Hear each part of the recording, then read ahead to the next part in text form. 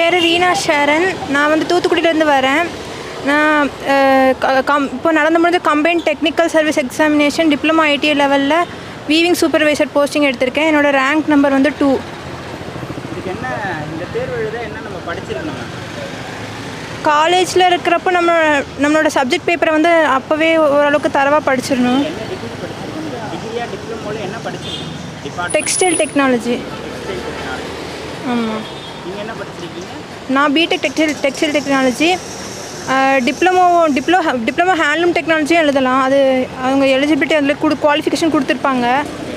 நான் படித்தது BTech textile technology. அந்த 2 டிகிரி படித்தவங்க இந்த எக்ஸாம் எழுதலாம். ஆமாம். நீங்கள் எந்த ஆண்டு கல்லூரி முடிச்சிங்க? நான் வந்து 2023 முடித்தேன் கல்லூரி. 2023 முடித்தேன். இந்த எப்படி ப்ரிப்பேர் பண்ணோம், என்ன சிலபஸ், அதை பற்றி சொல்லுங்கள். எத்தனை பேப்பர்ஸ்? மொத்தம் 2 பேப்பர் இருக்கும்.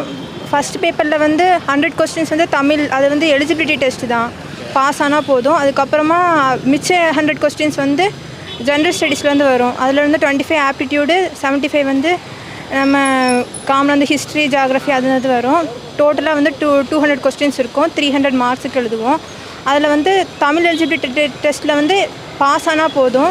அதுக்கப்புறம் சப்ஜெக்ட் பேப்பர் இருக்கும். அதுலேயும் 200 கொஸ்டின்ஸ் 300 மார்க்ஸுக்கு இருக்கும். அது நம்ம கோர் சப்ஜெக்ட் ரிலேட்டடாக கொஸ்டின்ஸ் கேட்பாங்க. சப்ஜெக்ட் பேப்பர் பற்றி சொல்லுங்கள். அதுக்கு எந்த மாதிரி ப்ரிப்பேர் பண்ணணும், அதுக்கு என்ன சோர்ஸ் எங்கே இருக்கும் நம்ம படிக்கிறதுக்கு, அதை பற்றி சொல்லுங்கள்.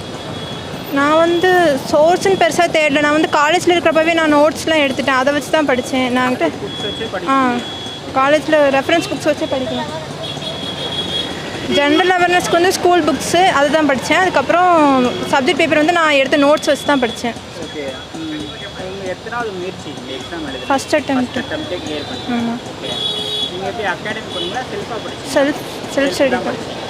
இந்த மாதிரி எக்ஸாம் இருக்குன்றது எப்போ தெரியும்? இந்த மாதிரி கவர்மெண்ட் எக்ஸாம் இருக்குது, இந்த டிபார்ட்மெண்ட் படித்தவங்க எழுதலாம் அப்படின்னு அது எனக்கு 2023 தெரியும். அந்த எக்ஸாம் வந்துச்சு. அப்போ தான் நான் டிஎன்பிஎஸ்சிக்கு ஃபஸ்ட்டு வந்தேன். அது வந்து எனக்கு ஆதார் டிஎன்பிஎஸ்சி அந்த ஓடிஆர் கூட கனெக்ட் பண்ணணும், அந்த நம்பர் கனெக்ட் பண்ணியிருக்கணும் அப்படின்னு சொன்னாங்க. அதனால் என்னால் எழுத முடியல. அதுக்கப்புறம் 2024 அப்ளை பண்ணேன். அதில் எப்படியே கிடச்சிது. நீங்கள் என்ன மாதிரி படிச்சிங்க? நீங்கள் படித்ததை பற்றி சொல்லுங்கள். நாளைக்கு எவ்வளோ நேரம் படிப்பீங்க? அப்படிலாம் இல்லை. நான் வந்து ஆல்ரெடி சப்ஜெக்ட் பேப்பர் வந்து எனக்கு காலேஜ்லேயும் டாப்பர் தான். அதனால் எனக்கு சப்ஜெக்ட் பேப்பர் வந்து நல்லா தரவாகவே தெரியும் ஓரளவுக்கு. அதனால் அது ஈஸியாக தான் இருந்துச்சு. நான் ஜென்ரல் அவேர்னஸ் வந்து குரூப் 4க்கு வந்து கொஞ்சம் படிச்சிருந்தேன். முன்னாடியெல்லாம் படிச்சு. ஆமாம். எக்ஸாம் ஹாலில் எதுவும் மிஸ்டேக் பண்ணிங்களா? அது நான் குரூப் 4 எழுதினேன். அப்போ தான் மிஸ்டேக் வந்து அப்போ தான் ஃபஸ்ட்டு டிஎன்பிஎஸ்சி எழுதினேன். 2024 எழுதினது. அப்போ மட்டும் மிஸ்டேக்ஸ் வந்துச்சு. அதை வந்து அதுக்கப்புறம் வந்ததெல்லாம் கரெக்ட் பண்ணிக்கிட்டேன். இந்த மூமெண்ட் எப்படி இருக்குது? ஆர்டர் வாங்கினது, ஃபோட்டோ எடுத்ததெல்லாம் ஹாப்பியாக தான் இருக்குது. நீங்கள் என்ன மெசேஜ் சொல்கிறீங்க படிக்கிறவங்களுக்கு? இந்த எக்ஸாம் எழுதுறதா இருந்தால் காலேஜில் இருக்கிறப்பவே நல்லா படிச்சுட்டா ஈஸியாக போஸ்டிங் வாங்கிடலாம். அதுக்கப்புறம் வந்து படிக்கணும்னா ஒரு 1 to 2 இயர்ஸ் ஆகும் எடுக்கும். அந்த சிலபஸ் கவர் பண்ணி படிக்கிறதுக்கு.